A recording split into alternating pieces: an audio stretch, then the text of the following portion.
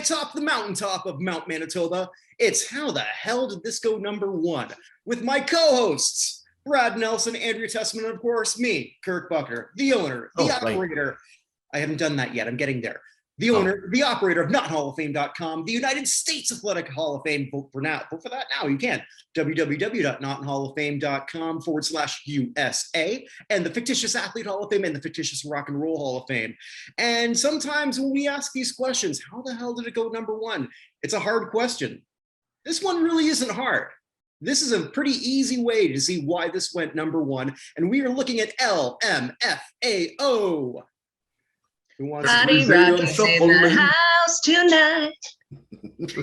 we gotta get our lyrics on point there. We both started at different places there, Andrea. This might be why Brad and Andrea might have been great as a couple at one point in time, but they were horrible as a singing sensation. Oh, we were garbage. Actually, we're karaoke. Great. Yeah, we're down to karaoke. We're in the same room, we actually can sing pretty well together. Oh, can you? Okay, maybe we'll see evidence of that at one point. Maybe. So, now, here we have a case, and I just want to start off with who these two guys are. They are part of royalty. Red Foo and Sky Blue. Otherwise, the youngest son of Berry Gordy and the grandson of also Berry Gordy. So Motown royalty. Yeah, absolutely. Plus, there's a Jackson connection in there as well. Mm-hmm. Someday we'll find it, the Jackson connection. What? The lovers, the dreamers, and me. All right. Well, the left turn I saw this take. I see this always taking many left turns. That's not where I thought this was going to go. Usually you save the Kermit thing for when I say moving right along. Moving right along. All right, there you go. So much appreciated. So these two are different than the first time we ever got somebody who was a Gordy try to put out a hit. And they did, which we might look at one point in time. All right, trivia question, kids. What was that in the 80s from one of Barry's? That one I didn't get into. What was it? That was Somebody's Watching Me. I always feel like somebody's watching me. Always feel like somebody's watching me. Did not clue into that one. Yeah. I mean, Privacy. which would sort of explain why that guy, who had no talent whatsoever, was able to get Michael Jackson to sing the chorus on that. Saying that, these two guys are massively talented. Now, I'm not a huge fan of mindless dance music, but if you're going to do mindless dance music, you better have a hook. And fuck, does this have a hook? Mm-hmm. And I did not know until I was doing the research that these were the two people who did the Jersey Shore theme. I did not know that. I certainly knew all their other hits.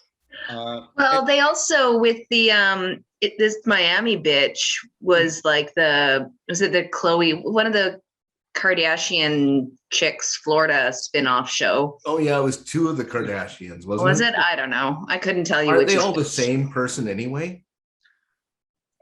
Like they just butted off their original host? Only the NBA players will know for sure. Maybe they don't either. They don't. And this will mean nothing to the two of you, but there is no such thing as a Kardashian curse. In 2009, Reggie Bush, who was dating Kim, won the Super Bowl with the New Orleans Saints, and Lamar Odom, who was dating the fat one, won with the like you're talking about Wilson Phillips here, the fat one.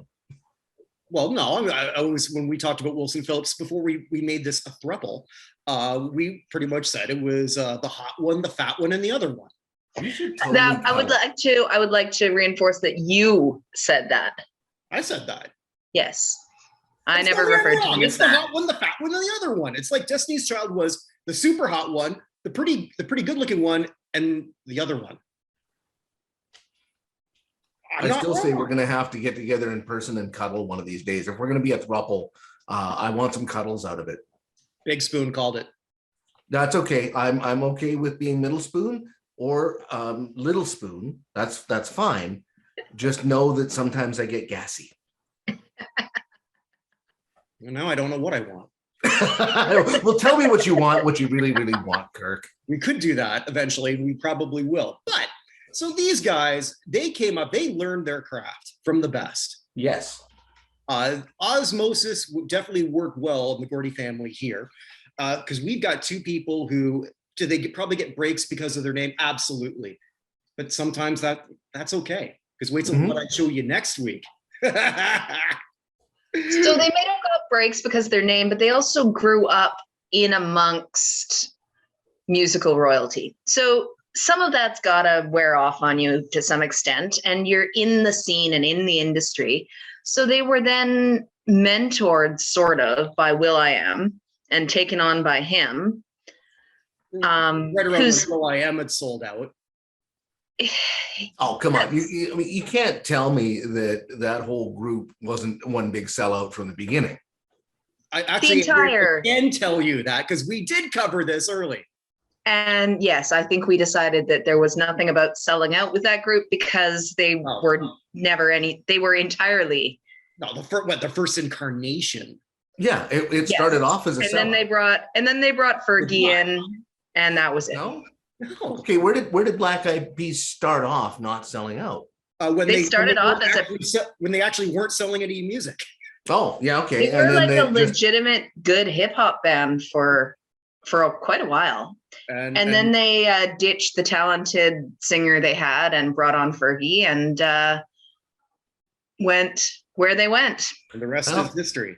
I don't know about you guys, but if I had a choice between not having Black Eyed Peas money in my back pocket and having money in my back pocket like that, I would be okay with you guys calling me a sellout. Well, absolutely. I mean, yeah, they sold out everywhere. They sold out the Garden, they sold out the arena, they sold out the stadium. Sure. 100%. It would be different if they sold out and then didn't make boatloads. Yeah, but they were also whining about like, why do people call us sellouts? Because you are. Yeah, and that's okay. You're embrace it. But back to LMFAO, taken on by Will.i.am, who knew how to make a hit, and then they put out their first album, Party Rock. Mm-hmm. Very appropriately named album. One of the best, most appropriate named albums. Also, had some low-level hits. Red Foo had gone on record as saying, I just want to do what I enjoy doing. I have fun doing it. Yeah. So, I mean, I think it's not just crafting the perfect pop song, which they kind of did, because, I mean, it was twice. It was played everywhere. I mean, okay, yes, twice, but I mean, the songs are almost carbon copies of each other. If you put this song into a photocopier and you were running low on toner, then Sexy and I Know It would come out. Yeah, just it was slightly off angle when it pulled it through the scanner. Mm-hmm. Yeah. Yeah, I mean, same song. I mean, interchangeable. It's like a Kardashian. I was talking to the concierge of the place where I live, so I told him we were doing this. He said like this was like one of the first songs that was pretty much generated like almost like a meme. It is. It's a musical meme, and it was intended to be. It was intended to just stick in the culture of the time, and you can't get more of an earworm. Oh no, I was just gonna say it burrowed right in there like that thing from Star Trek. So their first album, Party Rock, had some low-level hits. Then they came out with Sorry for Party Rocking. Yeah. Which had Party Rock Anthem, the song we're talking about, as well as Sexy and I Know It. Wait a minute, they weren't sorry. They were not sorry at all. No, it was a sorry, not sorry kind of thing, I think. I honestly think the whole thing was a gimmick. You literally... You come out with a song called, an album called Sorry for Party Rocking. And then after it's hugely successful, you're like, peace out, guys, we're done. Yeah. Well, I mean, you can't come out wearing cheetah print and zebra stripes on your outfit and be considered a serious artist. I mean, you're wearing, stripes and print together. Come on, man. Well, on top of that, it was totally self-referential. Like it was self-deprecating, I should say. They were just having fun with it. They knew what they were doing. They knew what they looked like. They knew the image they were portraying. It was just two guys having fun. I can't remember which one was quoted saying, "We're just living our dream, our wet dream." Yeah. I think that was Red Foo. Mm-hmm. So, now, they just. Yeah. But lyrically, this song is devoid of anything, which is fine. I mean, I think, Brad, you were talking last week how most people, and this is true almost every time we say this, you remember the chorus and everyone remembers the chorus. The lyrics are empty. So the fuck what? It's not bad. They had some cute little turns of phrases in there and stuff like that. No lead in our Zeppelin and stuff like that. Stuff. Hate is bad. Yeah, exactly. Hating is bad. Oh, hating is bad. That's what it is. This is what we got. Yeah, so Shakespeare this doesn't have to be. If it was, it'd be kind of pointless. And I agree with what you said. I mean, like, we've got something with I'm Sexy and I Know It. Now we've got these songs that are pretty much now wedding staples. And so why did they break up? And it's hard to figure out exactly why. Well, they said they were going their own ways and wanted to explore their solo careers, but then neither of them did anything with it. Mm-hmm. Both went They nowhere. made a boatload of money, and then they went and had sex with supermodels or did like a mountain of Colombian marching powder or whatever it was they decided they were going to do with, this boatload of money.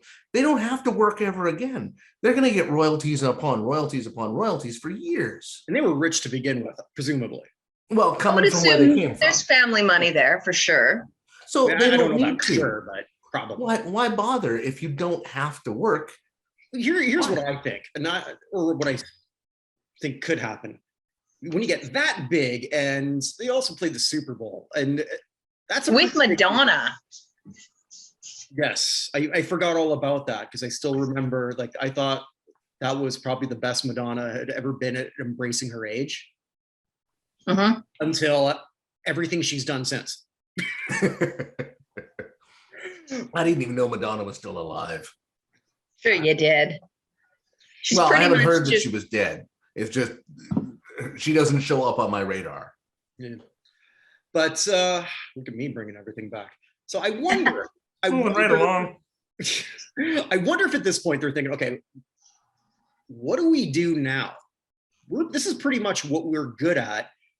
Now, do we get sort of blasted from critics? Do they get, or was it just they had nothing left to prove? I don't know. I mean, I think both are equally plausible. I think they had a great formula. It was perfect for the time. They knew what they were doing. It's actually, the song itself it's actually excellently crafted. It's not a great song, but it's very well put together. Mm-hmm. It's extremely well thought out. It was originally supposed to be written for Flo Rida, I think. Flo Rida, yep. And then they decided to keep it for themselves. And when they did that, they went, fuck this, we're making it a hit. We know how to make this a hit. They put thought and effort into every stanza of that song. And they crafted a masterpiece that's not a good song, but there's nothing wrong with it musically. No, it's not Dylan levels of deep, or it's not Simon and Garfunkel or anything like that. You're not going to look deep into these lyrics and find, the meaning of some part of life. You're going to party rock with it. You're going to go to a party. And they are instructing you, just have a fucking good time. Exactly. And we just want to see you shake that, which brings me to this point. This is the second song that we're dealing with that doesn't go into detail about what that is. Anything you want to shake on the dance floor is worth shaking. And I would do anything. You could do the hokey pokey and turn yourself around. Yeah, but some can get you kicked out of the club. But I won't do that. Reminds me of what happened to me in Hull, Quebec this frosty night in 1994. Anyway, are you about to write a recipe, because we don't need that. All the backstory just to get to a. No, I was about to go full Sophia Petrillo here, but okay. Oh, nice. Picture this, Sicily. That's where that trope came from. The I don't know. You probably don't look at recipes very often, because I know your wife's a great cook. But every blog recipe out there. So if you want to look up how to make a blueberry muffin, you're going to have to scroll for 7.5 minutes through the backstory of how they were strolling through a field in 1985 and their granddaughter was picking flowers. And yeah, I had enough blueberries to make what I thought would be a half dozen muffins. But with this recipe, I stretched it out. So here's a question then. Again, the second time I'm bringing it back. Nice, Kirk. Way to go. Good job. Embrace the powers of sobriety, Kirk. No. No. Don't get used to this. No, I'll drink to that. There you go. So this song's 10 years old. It doesn't feel 10 years old like a lot of songs. Isn't it 11 years old? It probably It was released 2011. It's now 2022. Oh, so 11 years old. Okay. So it's 11 years old. These guys have done nothing. They don't need to get back together. If they do people give a shit? Yes. Or they go right to the senior circuit playing. They go to the circuit of the music festival that I was just at this weekend that had Wu-Tang headlining. That's the circuit they go to. They go to the my age range, 40-ish plus music festival circuit. I can still party. A lot of people. One thing I have noticed, compared to even music festivaling like pre-COVID, it's really hard to day drink in a hot field all day and then still drink and dance till 2 a.m. I did it. I persevered for 3 days, but damn, I'm old. I can still party like a rock star. I just can't recover like one. What, Kirk? What were they headlining? Lake Town Shakedown in Lake Cowichan on Vancouver Island. Okay, who else is on this? Arkells, Everlast was supposed to be the third night headliner, but he pulled out late and we had a local funk group play instead. That's how I got my daughter. You beat me to a joke, damn it. 2 years ago or 3 years ago. Somewhere else, but all the timing's close. Everlast pulled out late and there she was. Yep. The last time they held the festival, it was headlining with Snoop. Snoop. Sugar Ray was the other headliner. That's who I was forgetting. Mark McGrath, like I swear, was coked out the whole time. It was just, it was rough. But yeah, no, it's a fun festival for like. Now, my biggest question about this festival is, did I miss boobies? My boobies were not on display. No, there weren't many boobies on display. Oh, okay. Then I don't feel bad about. I did have the bros for the bachelor party that were camping near us. I offered to take their pictures. They were walking past wearing their like groomsmen shirts, and then they asked if I would take another picture with my shirt off, and I politely declined. You know, nice I was like, polite. You know what, solid ask. I'm not offended. Like you gotta ask. You miss 100% of the shots you don't take. Yeah. So have a good night, dudes. There you go. Well, with that, do you want to know what shit I've got? No. There's more to this yet. We're not done. We're not done. There's more. But wait, there's more. Okay, just because you're running out of stamina doesn't mean that the threesome's over. Go get a sandwich. Okay, first drink of water. My stamina is incredible. 5 minutes. Uh-huh. Now, is that including ordering the pizza and cuddling afterwards? Yes.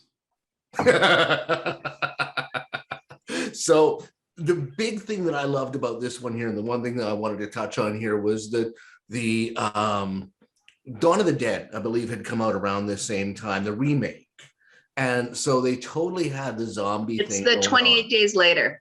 28 days, yes, that's right. Yeah, it's because they even have it at the beginning of their thing. On March 1st, they released, or they fell into a coma from too much party rocking. Mm-hmm. The next morning, this song was released, and then 28 days later. Yeah, that's the one. I'm sorry, I got mixed up with my favorite zombie movies. There were many zombie movies at that time.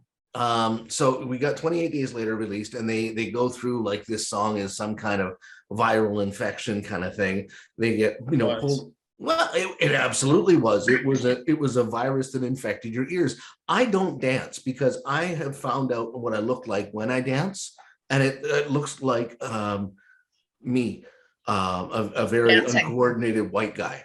I was sort of thinking like the gopher from Caddyshack. Yeah, that's chair dancing though. So that's different. If I'm up on my own two legs and dancing, it's more great. Inflatable flailing arm guy.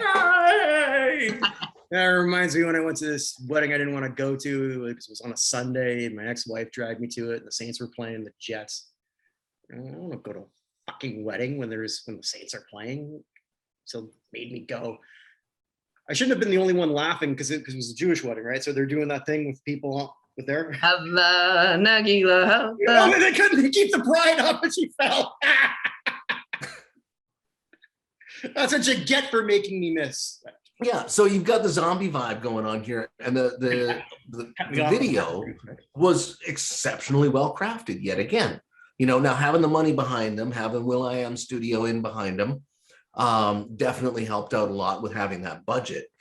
It's a fun video. It is a fun video. And having been to maybe 1 or 2 raves in my life, that I've seen that 5 a.m. crowd. Like that's a legit. Now those are those clean raves that don't have any drugs or anything, right? Yes, correct. Yes, of course, yeah. Because I wouldn't imagine you would go to those drug raves. But yeah, that early dawn crowd is pretty much the same rave zombies that are in that video. And with the same fashion sense. Zombies, vampires, that's always going to work. Ooh, what if it was a zombie vampire? What if it was a beast on a motorcycle? You know what you don't see? You know what vampires you don't see? Midgets. Or broke vampires. You never see a broke vampire. Like I've been, alive for 500 years and I've been working minimum wage jobs. Because if you invested like $10 500 years ago, you'd be rich by now. Yeah, but what if you keep doing it with Ponzi schemes and shit? Oh, yeah, the guy who always falls for the MLM, whatever. I mean, like, at some point you'd be at the top of that MLM. Yeah, well, once you've outlived everybody, I guess, yeah. Okay. With that, do you want to know what I got for you? Probably not, but you're going to tell us anyways. I'm going to tell you anyway. On the last time I did this, I was kind enough to give you 70 schlock. So this time I'm going to give you 70 schlock. Mm-hmm. There's so much 70s schlock. Oh, but this is one of the biggest hits of the 70s. Probably the biggest selling record. I don't know for sure, but it's got to be top 10 of the entire decade. And nobody hears it anymore. Thank goodness, probably. Oh, yes. Yes. I present to you, You Light Up My Life. I don't remember what comes next. I'm not angry, Kirk. I'm not mad. You're just disappointed. I'm just disappointed. Just disappointed. Yeah. Dear God, really? Yes, really. We're looking at, this was a monster hit. How long did this chart? If I remember right, it was like #1 for almost 2 months. 2 months. I have to say, Party Rock Anthem charted for 68 weeks. This probably beat it. Charted. Yeah. I don't know. I'll look all that up. But this one over a year. This one was the daughter of someone who I didn't consider all that super talented, but she got none of that. It's a great song. Again, Kirk, you always pick these songs that make you want to take an appliance for a swim in the bathtub. It's the premise of the show. And the worst part is, I'm going to listen to it later on today. Oh, and then I'm going to listen to it again. Then it's going to be in your head all week. For a friggin' week, you bastard. I'm going to be sitting here with that thing running through my brain. And we're going to dump all over it, and a bunch of people are going to say like how we're shitting on their memories. Sorry. You know what? Please tell us how we're shitting on your memories. We want to know exactly how. Show us on the doll where it hurts. In the comments, preferably, but you can, post something about a doll there if you like. Good. But yeah, drop something in there. Let us know, because if you don't give Kirk and Andrea shit, they're going to keep on doing what they're doing. They're going to keep on shitting on your memories, whereas I won't. Yeah, you will. Not to their face. No, to your camera. And with that, hey. Moving right along. Hey, Kirk, did you write a book? Yes, I did. Chavo Guerrero, instant classic. Check that out on Amazon if you want to learn about the late, great Chavo Guerrero Sr. I wrote it. Words and everything. You can't read. But he can write. I can. I got a whole website. I got 4 dedicated to this sort of shit. I think we use the same words over and over again. We all use the same words over and over. Yeah. You'd think I'd know how to spell eligibility by now. Hall of Fame. Refrigerator. Yeah, there's that. There's also the other stuff on the Buchnerverse. The weekly show with Evan Nolan and I, where we look at Hall of Fame related news. I need to get a soundboard for this, just so that when you do the Buchnerverse, we can have like a little harp going by. Well, okay, that's your job. You could do that. I'm not buying a soundboard just for you and your Buchnerverse. Fine. Be selfish then. I'll tell you what, I will take exactly 50% of my pay for the next 2 weeks from what you're providing me, and I'll put it towards the soundboard. I'll even give you a raise, buddy. Really? Yeah. Okay, I'm going to negotiate hard, though. I want double. Got it. Also, Vinny Lospinoso returns, where he makes the Hall of Fame case for a bunch of people you've never heard of. I never heard of him half the time either. Carry the 0, Andrea. It's still 0. I know. Yeah. Well, and on that note, I think I'm done. Wherever you are, wherever you may be, stay safe, everyone. Goodbye. Good night, Australia.